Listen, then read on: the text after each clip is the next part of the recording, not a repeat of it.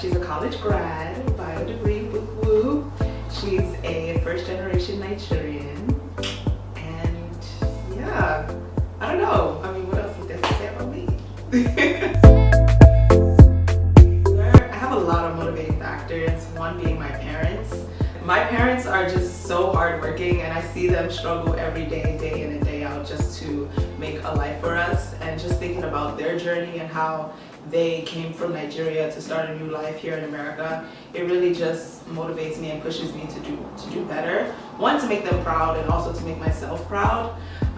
Who else? I think everyone that doesn't have the platform that I have, so essentially the voiceless, motivates me, because I mean, if I didn't see any representation for my hair type or just my skin color on YouTube or the internet, so I think just being able to speak for those that can't necessarily speak for themselves also inspires me and motivates me too.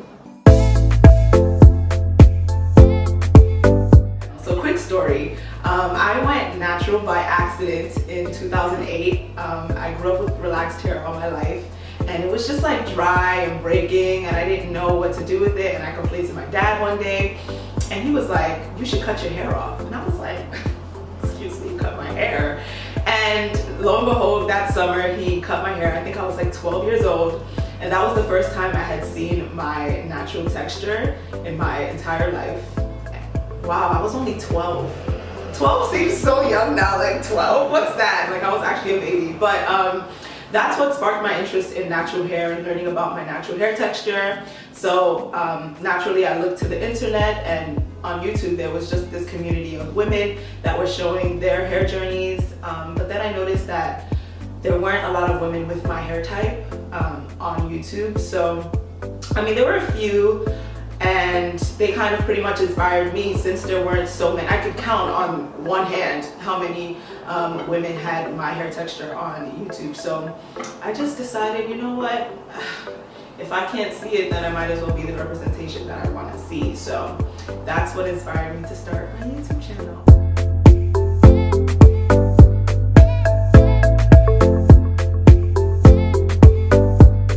I would say that my brand represents freedom of expression and being yourself. I think when people watch me or just come onto my page, I want them to feel like, oh my gosh, she looks like me and she's just living her best life. What? You know, and that's pretty much what I want people to feel. I want them to be inspired to go after whatever it is that they want to achieve. I think for a long time we've kind of, at least for me, growing up Nigerian American, it was ingrained in us that there were only four career types that we could do. But you know, at least being in America, I'm so thankful and I'm so blessed. There are so many more opportunities out there, and I just want to be representation for one of the options you can do in this world. Okay, so yeah.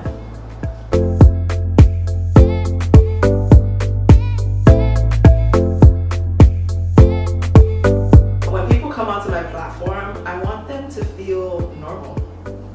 I want them to see someone that looks like themselves, and I want them to go, oh, okay, so it's okay to have this hair texture, it's okay to have this skin color, it's okay to be this size, it's okay to talk like this. Like, we don't have to be perfect, and that's literally the point of my channel, to show that you don't have to be perfect. Your hair journey doesn't have to be perfect. Your hair doesn't have to be down your back for you to be cute. You can still be cute with 2 inches of hair, boo, okay?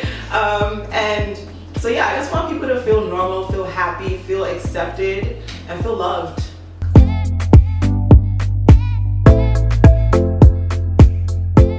Ooh, okay, so natural hair, please don't get me, please. But I think because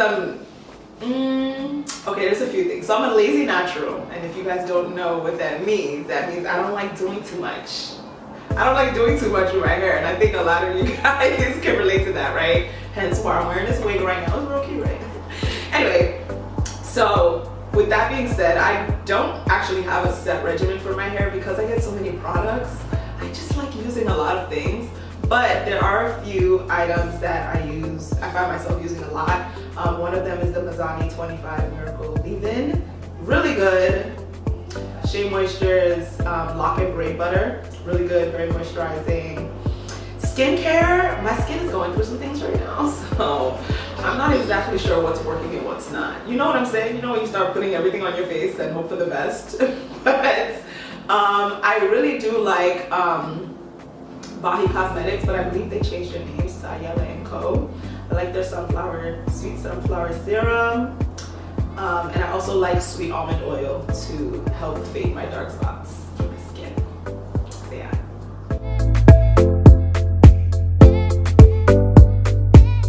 So the key to being successful as an influencer, I think, okay, so this is gonna sound cliche, but it's really, really true, and that's honestly being yourself. I think the more we kind of move further into this influencing space, because it is fairly new, the more authentic you are, the better.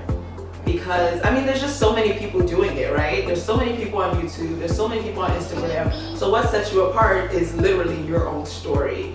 And there's always something that sets you apart from others, whether it's your skin color, your certain experience you experience, maybe you know another language. Like, there's something that really sets you apart, and it's important to hone in on that and create a niche audience from there, because you're better off talking about one specific thing at first, building your audience around that, and then kind of expanding to other topics from there. So yeah, I think the main thing is just being authentic, being yourself.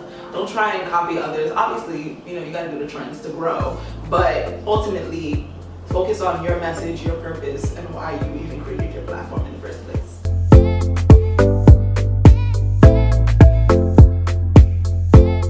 And the honest answer is I don't, okay? That's the truth. I do not actually balance it. It's very difficult.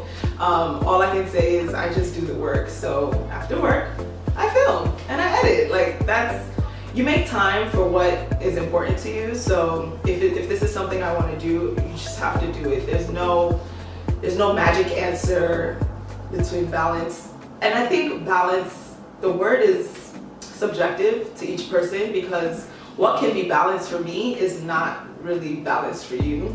It's more so about what you find important, whether it's family life, work, whatever, money. Right now, money money is the motivation, okay? So we work it, okay? So yeah, I don't think I balance anything, actually. I just think I work too much.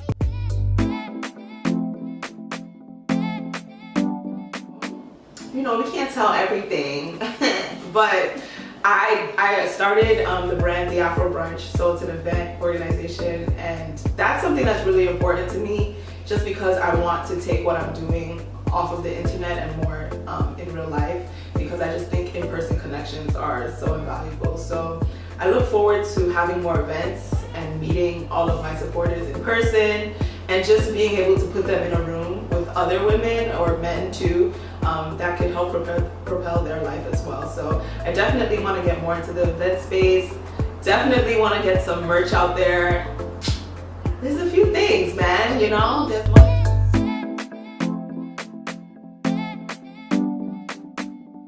First of all, I just want to say that Dear Ambitious Girl is the first person to ask me this question. So in like 30 years, I'm going to go back to this video and hopefully whatever I say now will come true. Amen. But what do I want my legacy to be? So I want people to remember me as a pioneer, okay, in the natural hair movement. I want people to remember me as a philanthropist who did her best to give back to her community here in America and also in Africa. Definitely want to be a pioneer in the space in Africa in terms of just bringing the basic things that we need back. What else? I just want to be great, okay? I just want to be a mogul. That's it. I just want to be excellent. That's all. Nothing crazy. Okay, guys, and now we're gonna play a little game called Guess That Fro. I mean, this should be fun. Okay. Janelle Monáe. Okay. I got that. Oh my gosh, who is that? What? Oh! Jackie Aina. Alright, do this. I need you to zoom in just a little bit. Solange. Hey, I know my celebrities. Okay. Tracy Elise Ross. Yes. Tracy Ellis Ross. Okay. Here we go. Is this Sky Jackson? Oh my gosh, who's this? All that hair. Why don't I know who this is? It's not Kerry Washington. Kimberly. What? Who is this?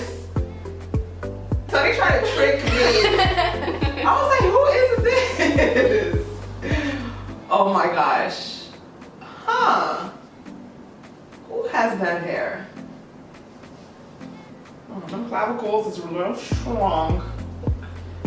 Oh, I'm not so sure about this one. Oh my god, I need a hint. Oh, that's Issa Rae? Why does she look so light? I was so sure I was gonna get Issa Rae. I was like waiting for Issa Rae, but like, wow, I'm so upset at myself. But she looks very different there. Who has this hair? The way they blocked out their face, like I can't see not one feature. Is this one of the older celebrities that I've named? Okay. It's not Yara. Oh! We're getting there. Okay. I'm actually crying. I think that girl's name is Chizi.